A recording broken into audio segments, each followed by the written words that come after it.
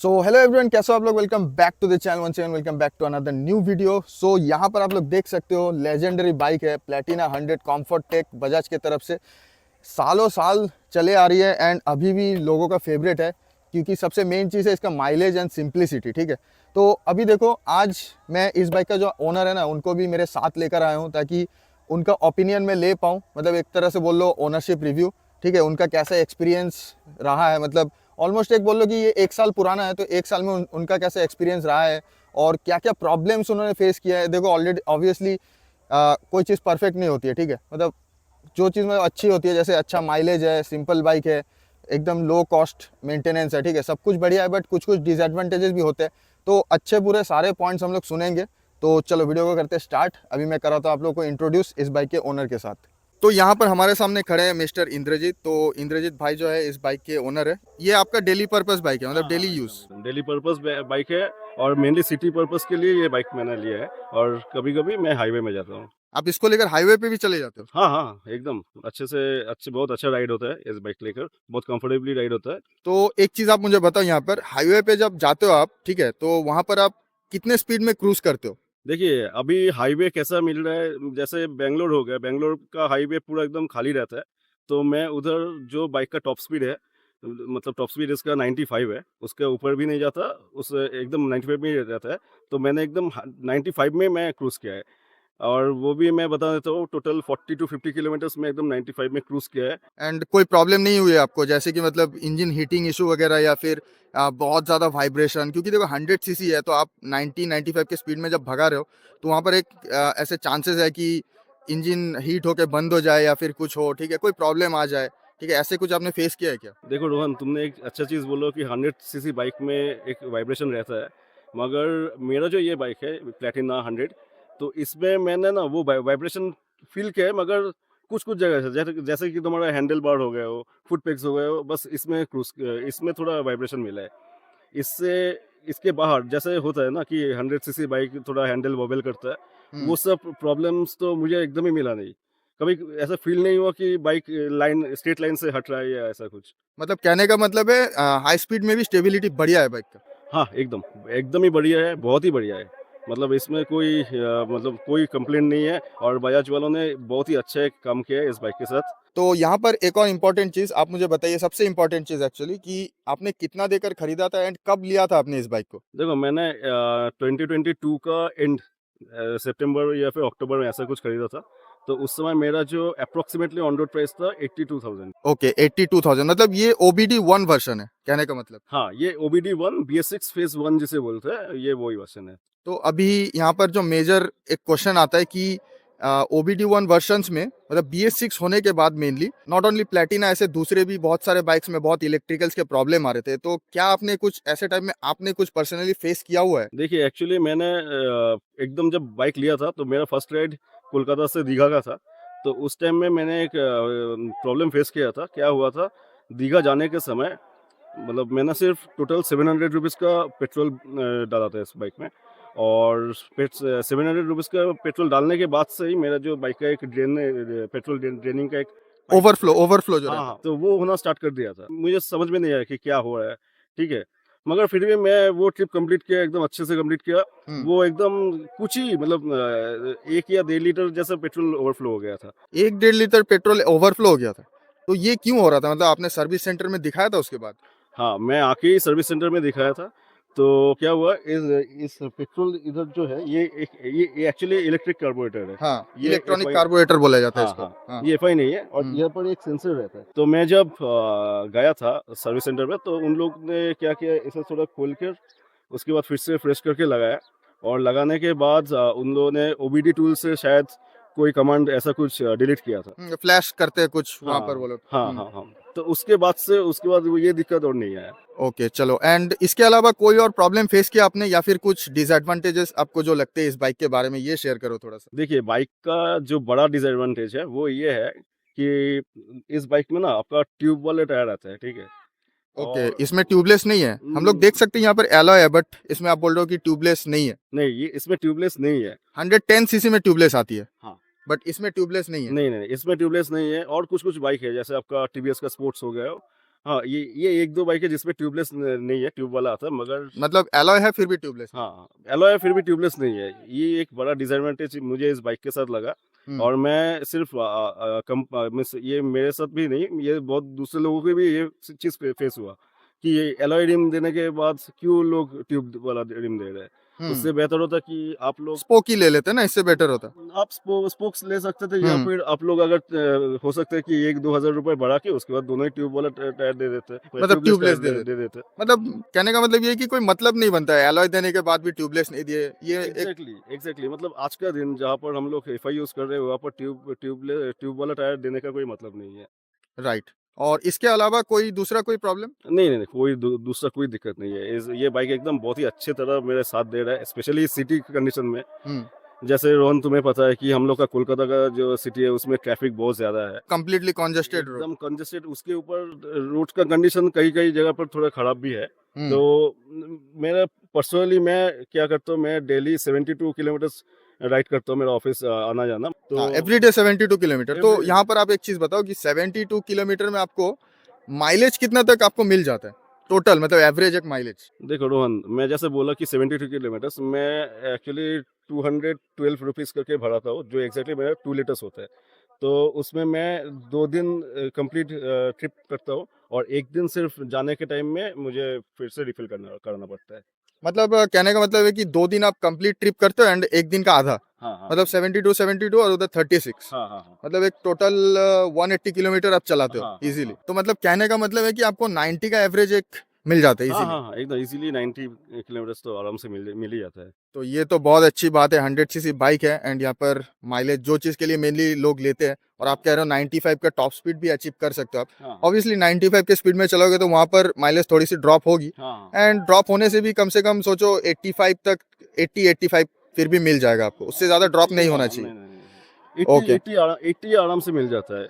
क्योंकि मैं क्यों बोल रहा हूँ, मैं बेंगलोर में रहता हूँ, और बेंगलोर में से मैं नंदी हिल्स जो एक जगह है वहाँ पर मैं संडे राइड्स करता था, और वो मेरे प्लेस से अप्रोक्सीमेटली 140 किलोमीटर्स का था।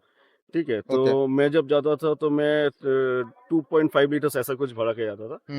तो उसके बाद फिर से थोड़ा रिफिल करना पड़ता था, मगर मेरा आइडिया ऐसा ही कुछ है कि हाईवे में भी 95 में 85 टू 80 तो आराम से मिल जाता था। इतने सारे बाइक्स थे, इतने सारे ऑप्शन में, 100 सीसी सेगमेंट में देखो दूसरे दूसरे ब्रांड्स के भी बहुत सारे ऑप्शन मिल जाते हैं, तो आपने यही बाइक क्यों चूज किया? देखो, मैं एक बजाज फैन बॉय हूँ, और मेरा जो प्रीवियस बाइक्स है, या फिर जो मेरा सबसे पहला बाइक, वो मेरा बजाज का था, बजाज फॉरेस्ट चैंपियन।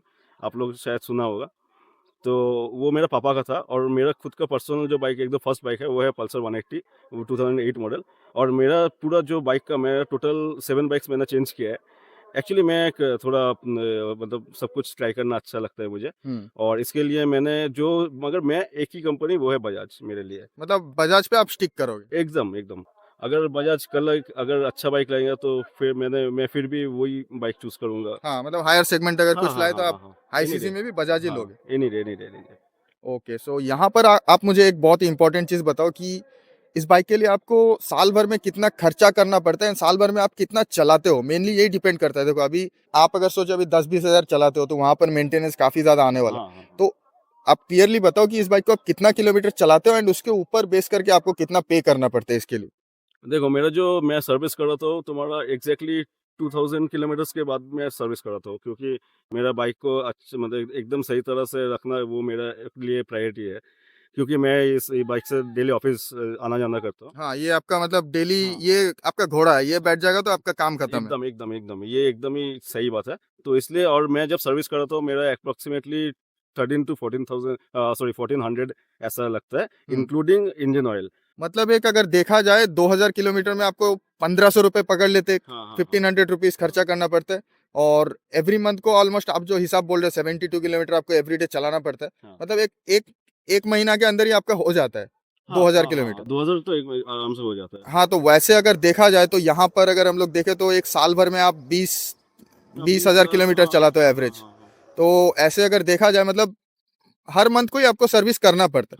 तो 1500 करके अगर हम लोग पकड़े यहाँ पर, मतलब एक साल भर में अगर देखा जाए 12,000 रुपए, हाँ 12,000 रुपए, 12 से 15,000 रुपए, 12 से 15 और हजार बाइक एकदम टिप टॉप कंडीशन में रहेगी, एकदम कोई प्रॉब्लम नहीं नहीं होगा। कोई प्रॉब्लम नहीं है।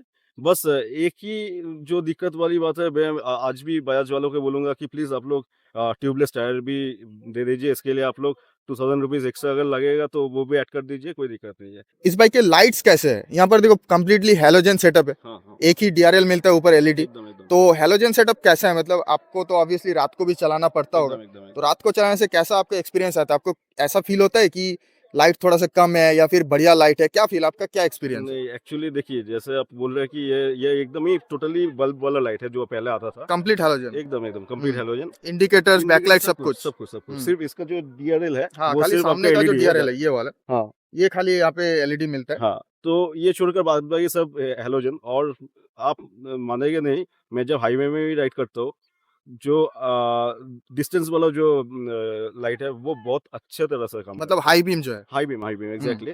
बहुत ही अच्छे तरह काम करता है। कभी लाइट का कमी ऐसा कुछ महसूस नहीं हुआ, क्योंकि देखिए रात को हम लोग ज़्यादा स्पीड नहीं भगा सकते। हम्म। तो इसके लिए जो लाइफ है ये मोर देन सफिशिएंट है। सो यहाँ पर आप मुझे एक चीज बताइए, देखिए यहाँ पे देख ही पा रहे हैं हम लोग की लंबा सीट है, तो पिलियन उलियन कंफर्ट लेकर कोई बात नहीं है, फिर भी आप इसका सीट क्वालिटी एंड जो पॉस्चर वस्चर है इसको लेकर एक जस्ट एक बेसिक आइडिया दे दीजिए कि कोई प्रॉब्लम है कि नहीं, सीट ज्यादा स्टीफ है या फिर ज्यादा सॉफ्ट है, ठीक है, एंड सस्पेंशन के भी ओवरऑल फीडबैक कैसा है, मतलब ओवरऑल बाइक का जो राइडिंग क्वालिटी है ये कैसा है, ये एक बार बता दीजिए। देखिए सीट जो 100 सीसी के हिसाब से सीट जो है बहुत बहुत ही लंबा है। शायद ये हम्म। सबसे लंबा सीट होगा इस सेगमेंट के बाइक में। ठीक है, और बहुत ही कंफर्टेबल है। ना ज़्यादा हार्ड है, ना ज़्यादा सॉफ्ट है, जो एक अच्छा मतलब मीडियम एकदम सेटिंग्स। मीडियम सेटिंग्स में है, जो हम्म। डेली कम्यूट के लिए भी बहुत ही अच्छा है। हाँ, और अगर हाईवे में भी जाते हैं आप लोग, तो उसमें भी आपको थकान नहीं महसूस होगा या फिर बैक पेन ऐसा कुछ नहीं आएगा। और पॉस्चर एकदम आप बोल रहे हो स्ट्रेट हाँ, पॉस्चर। पोस्चर एकदम अपराइट है, एकदम अपराइट होता है, एकदम स्ट्रेट आप बैठिए, एकदम कंफर्टेबली बैठिए। हम्म। ठीक है, कंफर्टेबल हैंडल का जो पोजीशन है वो भी एकदम कंफर्टेबल जगह पर है। आप लोग इजीली जो स्विचेस है सब कुछ आप लोग एक्सप्लोर कर सकते हैं, आप लोग यूज कर सकते हैं। पावर किस लेवल का है? देखो यहाँ पे ये पूछना थोड़ा सा मतलब आई थिंक ये एकदम इनवैलिड क्वेश्चन है, 100 सीसी बाइक में क्या ही पावर एक्सपेक्ट कर सकते हैं, हाँ, बट फिर भी देखो कहीं ना कहीं देखना पड़ता है, क्योंकि आपको ऑब्वियसली छोटे मोटे ओवरटेक्स करने हाँ, पड़ेंगे, हाँ, कहीं वो पर तो ऐसा है। होगा कि आप नहीं चाहते हुए भी आपको निकलना पड़ सकता है। हाँ। तो ऐसे सिचुएशन में आपने मतलब कैसे फेस किया है, क्या एक्सपीरियंस रहा है आपका कि पावर एनफ है इस बाइक का सिटी पे चलाने के लिए? देखो रोहन, मैं एक बात बोल रहा हूँ। मैं ना एक चीज़ से बहुत ज़्यादा शॉक्ड हूँ। कभी ऐसा फीलिंग नहीं हुआ, क्योंकि मेरा 100 सीसी बाइक पहले भी था। और मैंने दूसरा आपका स्प्लेंडर या फिर पैशन या फिर बजाज का जो या सॉरी टीवीएस का जो स्पोर्ट्स है वो मैंने चलाया रखा है। एक चीज़ मैंने ये पर देखा कि इसका जो पावर है बहुत ही लीनियर है। ठीक है, आप सिटी में भी इजीली आप ओवरटेक कर सकते हैं। ओके, और हाईवे में एक बात मैं बता देता हूँ। जब आप 50 किलोमीटर्स क्रॉस करेंगे, उसके बाद से बाइक का नेचर थोड़ा अलग हो जाता है। मतलब 50 का स्पीड। हाँ, 50 किलोमीटर्स क्रॉस करने के बाद ही हम्म। बाइक का जो नेचर है एकदम ही अलग हो जाता है। उस समय आप कमिटेड नहीं बोल सकते, क्योंकि उस समय क्या होता है, उसका थ्रॉटल रिस्पॉन्स मेरे हिसाब से लगता है, हाँ, थ्रॉटल रिस्पॉन्स थोड़ा अलग हो जाता है, बहुत ही अच्छा हो एग्रेसिव हो जाता है, जाता है, एग्रेसिव हो जाता है, मतलब कहने का एग्रेसिव। मतलब है 50 तक पूरा माइलेज मोड है, उसके बाद पूरा हाँ, स्पोर्ट्स मोड ऑन हाँ, हो जाती है एकदम, इसमें। एकदम, एकदम। ये मैंने पर्सनल फ़ील किया है। और मेरा एक्चुअल जो वेट है, मेरा वेट आपका अराउंड 80 टू 82 केजीज़ का है। और मुझे लेकर ये बाइक जब हाईवे में जो परफ़ॉर्मेंस देता है, वो मुझे लगता है कि ये 100 सीसी बाइक से एक्सपेक्ट करना, मतलब हम लोग सोच भी नहीं सकते कि 100 सीसी बाइक से ऐसा परफ़ॉर्मेंस आता है। मतलब लगेगा कि एक 125 सीसी हाँ, के हाँ, जैसा। Minimum 125 CC. आप लोग अगर हाईवे में अगर आप लोग ओवरटेक करना चाहते हैं, थोड़ा टाइम लगता है मगर ईज़िली हो जाता है, जो दूसरा 100 सीसी में शायद नहीं होता। आपने जैसे बताया कि आपका हाइट एक 5 फीट 6 इंचेस है, ठीक है, हुँ, और इस बाइक का हाइट बहुत ज्यादा शॉर्ट तो नहीं है, मतलब 807 की सीट हाइट है, हाँ, जो कम नहीं होती है। हाँ, तो आप यहाँ पर मुझे एक बार बैठ कर दिखा दो कि आपको कोई प्रॉब्लम होता है कि नहीं, एंड बैठकर आप दिखा भी दो और बैठकर आप बता भी दो कि आपका कैसे एक्सपीरियंस रहता है जब ऐसे अचानक से रुकना पड़े, यू टर्न्स में आपको पैर रखने पड़े, वहां पर क्या एक्सपीरियंस रहता है, एक बार बैठकर आप दिखाओ श्योर, एंड श्योर। उसके बाद आप बताओ मुझे।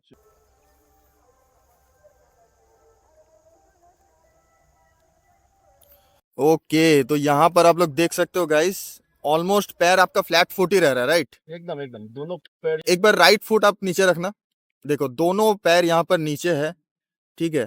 तो ये थोड़ा सा अनएक्सपेक्टेड था, मैंने इस बाइक को चलाया हुआ है, मेरा पैर तो आराम से रहता है जमीन पर, बट मैंने सोचा था कि एक 5 फीट 5 या फिर 5 फीट 6 का जो है उनको थोड़ा सा ऐसे टिपटो करना पड़ेगा, बट यहाँ पर देखो मैं क्लोजली दिखाता हूँ, कोई प्रॉब्लम नहीं है, यहाँ पर बिल्कुल फ्लैट रह रहा है पैर यहाँ पर। तो अभी आप बताओ मुझे कि कैसा रहता है आपका एक्सपीरियंस यू टर्न्स वगैरह में या फिर डेड स्टॉप्स में कैसा रहता है?